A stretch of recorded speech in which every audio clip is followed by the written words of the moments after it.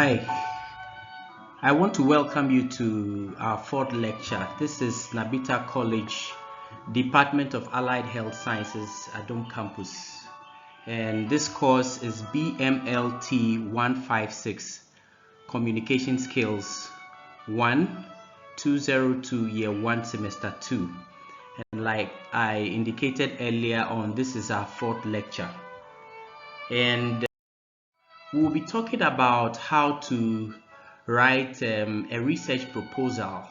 There are many kinds of proposals, and there are many ways of writing a proposal, but for this particular lecture our focus is going to be on how to write a research proposal. And this is very critical because as you go along your studies and you get to your final year, you will find yourself having to write a dissertation, a thesis, or a research work. You'll be doing a research work actually in your final year, and then you would have to write a proposal on your intended research for it to be accepted before you start your work. So it's important for us to take our time and look at how we can go about writing a research proposal, so that when that time comes and you are asked to write one, you'll not be found wanting. So for our outline, there are a few questions we'll be looking at in our lecture. The first one is, what is a research proposal? So we'll try to define what a research proposal is. We'll look at how to write one, and we are also going to look at the various components or parts of a good research proposal. So basically three broad areas we are going to broad areas are going to be our focus in our quest to know how to write a research proposal. Okay, so to answer the question, what is a research proposal, we will basically say that it is a brief and logical summary of your planned research. Now it sets out the central issues or questions that you are intended to address. So it's very important for you to know that if you are writing a research proposal, there is a question you want to answer or there are issues you want to address. Now your proposal also outlines the general area of study within which your research falls, and it will be referring to the current state of knowledge and any recent debates or discussions on the topic you want to tackle. So basically a research proposal is a brief summary of your planned research. A research proposal is a brief summary of your planned research, and this brief summary covers the areas you'll be looking at, whilst you do your research. Now, how do we go about writing a research proposal? Now, before you begin, you have to do a lot of planning. You need to have identified a problem, or you need to have identified questions that you want to address. So you also, beyond identifying a problem or questions that you want to address, you also have to plan. A lot of planning must go into writing a research proposal, and you have to do some preliminary work on your research area. So for example, if you want to research on how or the extent to which malaria affects a certain group of people, you have to do a lot of preliminary work. By that, what do we mean? You have to read around people who have already done any research related to your area of study. So a lot of planning is very necessary. A lot of work is required before you. Now you need to talk to your supervisor or your superior about your research work for basic guidance and directions. This is very important, because as you start writing, you will need to be supervised. You need some kind of guidance. So it's important that at every point or at every stage in writing your research, you consult your supervisor, so that your supervisor will make sure that you are on the right path. And so you have to be having several meetings, several discussion sessions, and showing your work, to your supervisor or your superior at every stage to ensure that you're on course. Now, after you have done all that, and you are certain of your research area or which particular thing you want to research on, then you can start writing your research proposal. Now, to make it easy for us, you always have to remember that the guide you need to write your research proposal is summed up in the acronym TIE-Polymer. The guide you need to write your research proposal is summed up in the acronym TIE over again. For you to be able to write your research proposal, you have to understand that in this lecture we are going to look at a certain guide, and this guide is summed up in the acronym TIE-Polymer. So once you remember the acronym TIE-Polymer, you would easily be able to write your research proposal. The TIE-Polymer is just a guide. Now, what is this acronym TIE-Polymer? The T stands for the title, the I stands for the introduction, the P stands for the problem statement, the O stands for objectives, LI stands for literature review, ME stands for methodology, and the R stands for the reference. Remember that the acronym TIE-Polymer is just a guide to writing your research proposal, and it also spells out the key components of your research. Now let's go into the components or the parts of a good research proposal. Like I said earlier on, there are many ways of writing a research proposal, but this is more of a unifying way or a unifying guide for us to be able to write a good research proposal. Now, what does the title mean? The title is just a meaningful, brief, and short description of your research proposal. So before you start your research proposal, or your research proposal needs a title, and this title is a brief and short description of your research proposal. Now, it is important to know that there is a particular way of choosing a research title, or you have to deliberately write your research title. You don't have to just wake up and put any title to your research. Your title must be short, it must be brief, and it must be meaningful. And remember that because our focus is on writing this semester, the key principles that underpins every good writing still plays out, whether it's in report writing or it's in research writing or it's in essays. And the principles are keep it short and simple. So your title must be brief and it must be meaningful. It must also be short, and that flows with the principle of good writing, which is keeping it short and simple. Now, how do we go about writing the title, or what are the things to consider in writing a research title? You have to frame a simple and concise title, and you have to deliberately choose words that are absolutely essential as far as your research is concerned. You also have to use a descriptive phrase rather than a sentence for efficient delivery. So your phrases, or the phrases you use in your title, must describe, what your research area is all about. Remember, it must be brief, it must be short, and it must be meaningful. It also must include critical keywords from your research, and it must avoid jargons and non-standard abbreviations, units, or special symbols. You also have to make sure that in writing your research title successfully, you have to request or use meaningful suggestions from your supervisor, your peers. You also have to maintain a word count of 5 to 15 words to ensure the reader's interest and focus. So your research title must not be too long and it must not be too short. It is helpful if you include action, phrase, and verbs, in your title wherever possible. and you must also conform to the general requirements, that's character limits and formatting guidelines, as far as your research is concerned.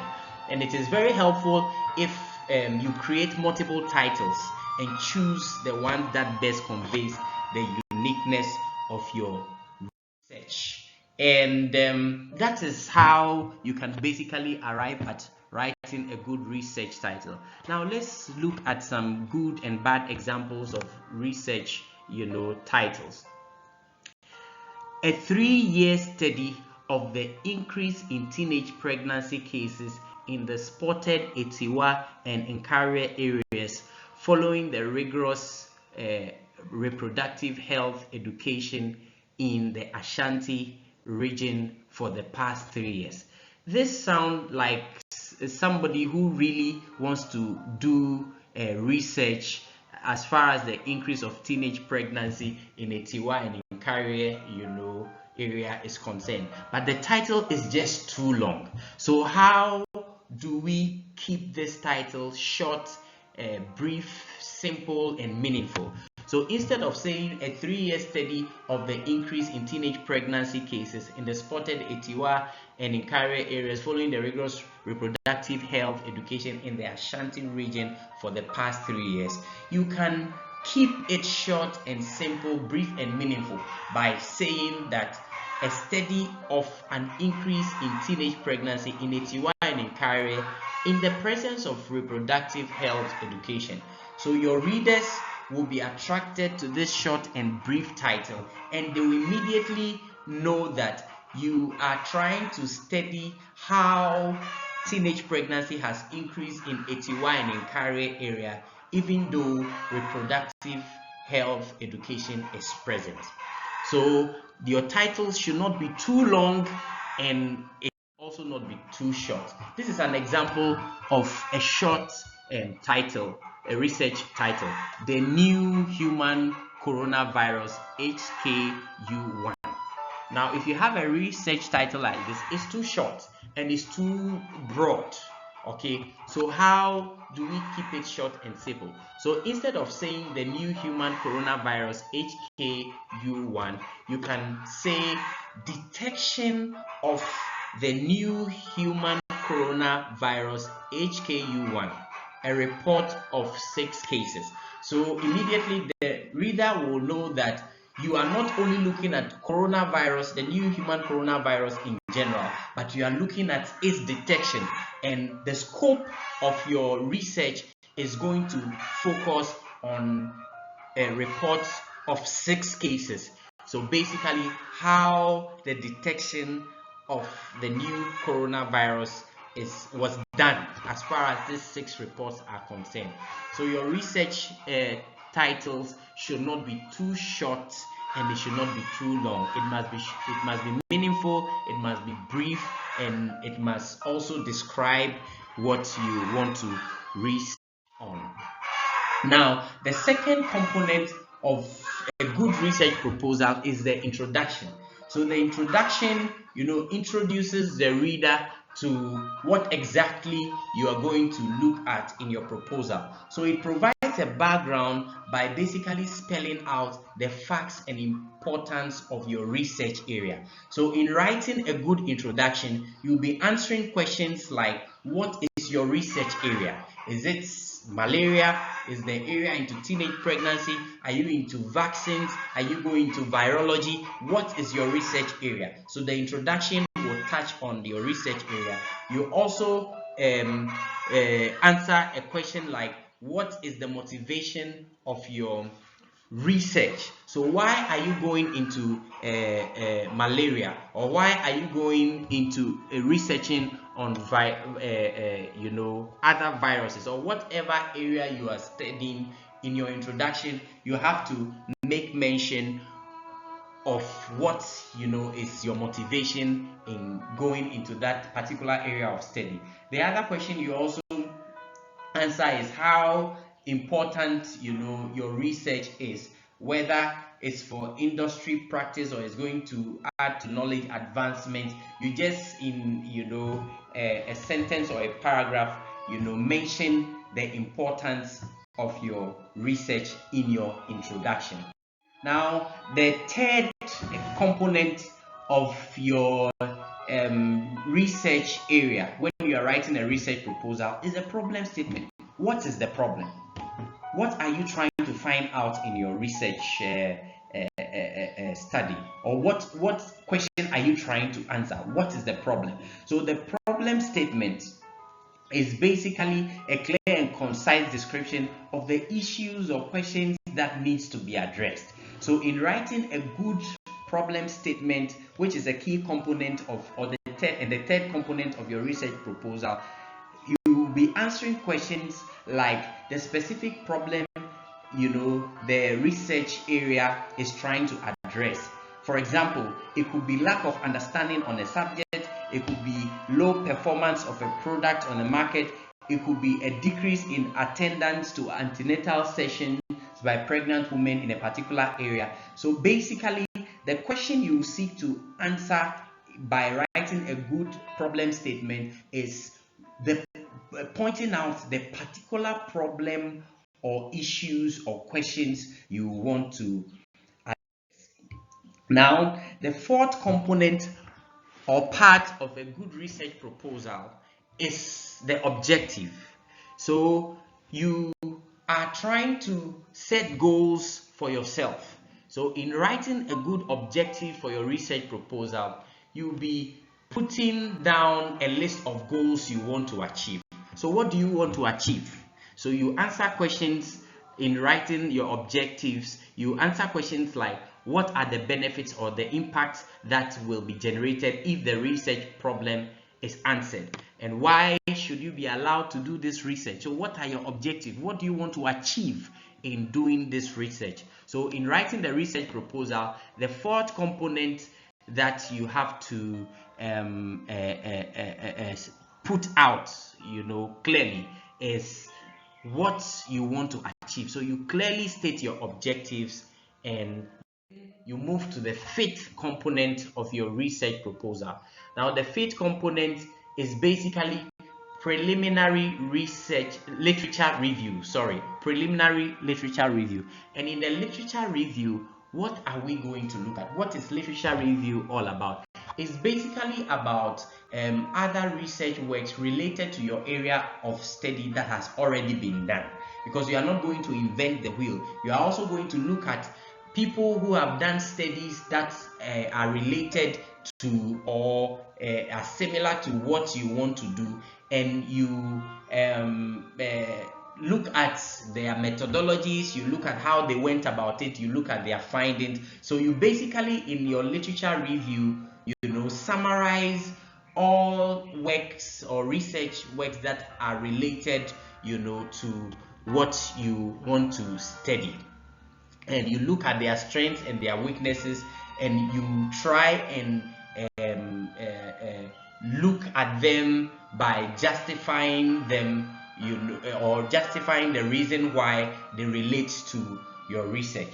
So in writing your literature review, you'll be answering questions about what work has been done as far as your research area is concerned. So what is known, what has been done by others, and why your research is still necessary. Because if people have written research works or have done research that is related to yours, why is yours necessary? So you should be able to, in your literature review, identify gaps in the works that have already been done to justify why your research is still necessary. So that is the fifth component of a good research proposal, which is preliminary.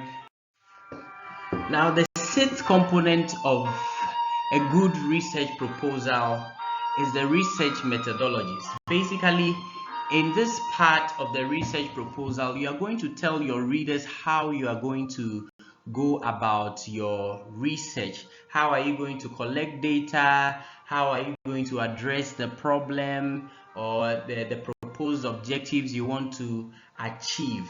And there are two main or two broad approaches to doing research, of research methodologies, and that is the quantitative approach and the qualitative approach. We are going to look at what the quantitative approach is and what the qualitative approach is. And there is also a third method which has to do with combining the two, quantitative and qualitative, and that method is called the mixed method. So under these broad areas or approaches of research methodologies, you have surveys, you have interviews, you have focus group and experiments. So we are basically going to look at what they are. So under your research methodologies, you are going to tell your readers how you intend to go about your research in terms of data collection, in terms of analysis, in terms of how the method you use to address your questions and achieve. Now let's look at the difference between qualitative and quantitative research methods. Now, qualitative methods deals with focus groups, in-depth interviews, and review of documents, for types and themes. The qualitative method is also text-based. It involves a lot of writing because your analysis are based on the information you receive. Qualitative method is also more in-depth. It gives you more in-depth information on cases. So when you are doing qualitative research, you interview people and you get information from them. Sometimes you do a lot of recording whilst you are doing the interview and you transcribe. So the information that it provides you, the qualitative method, is more in-depth. Okay, you also can do the qualitative research by using unstructured or semi-structured response options. Now, the qualitative method has nothing to do with statistical, analysis. It's just reporting information just as you receive it. So it's more in-depth, okay, and it can be valid and reliable, and it largely depends on skill and rigor of the researcher. So you just report things the way you get them, because assuming you are researching on the decline in the attendance of antenatal education sessions, okay, by interviewing pregnant women, they give you clear reasons why they don't attend, rather than if you're doing a quantitative research where you just administer some questionnaires for people to take. Okay, that one, your analysis will be based on figures, a statistical analysis. So it doesn't give you in-depth the main reason why people don't understand. Well, we'll be coming to the quantitative method, but once again, the qualitative method is not subject to statistical tests, okay, and it's less generalizable. You see that the qualitative method to a large extent give you a true picture of what is on the ground. That is about the qualitative approach to research methods. Now to the quantitative approach, it has to do with surveys, structured interviews and observations, reviewing of documents and records. It's basically number based. Okay, it's basically number based. So the quantitative has to do with numbers. Okay, and unlike the qualitative method, it's less in-depth but more breadth of information across a large number of cases. Okay, and it's also fixed. It has fixed response options. Okay, for example, if it's a survey or if it's a questionnaire, there are fixed response options, whereas the qualitative is opened. Now the quantitative method is largely statistical test. So it does a lot with numbers. So you use numbers. The numbers you get from your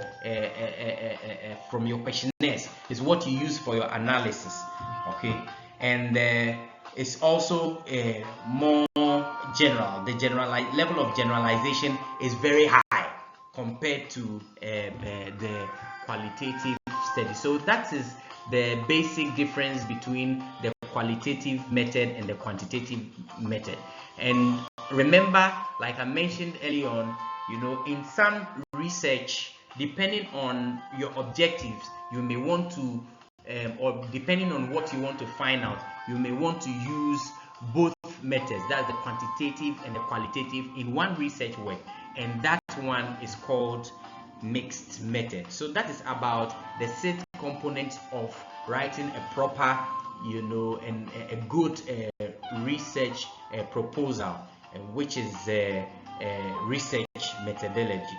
So basically qualitative and quantitative methods, and we have talked about what the qualitative methods are and what the quantitative methods are. Basically, the qualitative method is text-based. It has nothing to do with statistical analysis, but the quantitative method is number-based, and it has everything to do with statistical tests and analysis. Now, the 7th component is the reference. So after you have gone through type polymer, your title, your introduction, your objectives, your problem statement, your literature review, your research methods, and you come to your reference. And in your reference, you just make a list of all factual materials that is not originally yours. Because if you don't provide a reference for all that you made mention of in your literature review, you will be plagiarizing. And we have already discussed what plagiarizing is. It's more like stealing people's work, to do yours. So basically make a list of all factual materials that is not originally yours and make a reference to its source. Where did you get it from? Who wrote the material you are making reference to? So the year, the date when it was published, and all that. And I want to give you an assignment to read on referencing. There are different referencing styles. There is the APA style, there is the Harvard style. So just do a little research into referencing and get to know what the various styles are. Remember that your referencing will also be based on the research approval authority. So whichever authorities you'll be submitting your research work to will give you guidelines as to the referencing style you have to use. So basically, type polymer is a guide that can help you to easily write a good research proposal. And what is type polymer? The title, there is an acronym that is the guide, and it is basically the title, the introduction, the problem statement, the objective, the methodology, and the reference. And once you follow this guide, you will be able to write a good research proposal. Thank you very much. I want to remind us to please submit our work on how to use effective communication to reduce the spread of the coronavirus. Only a few people have sent me their links. Please send me your links, and it is very important because it's going to be assessed and used for your mid-semester. Thank you very much, and I'll be sending you the 5th lecture very soon. God bless you and stay safe.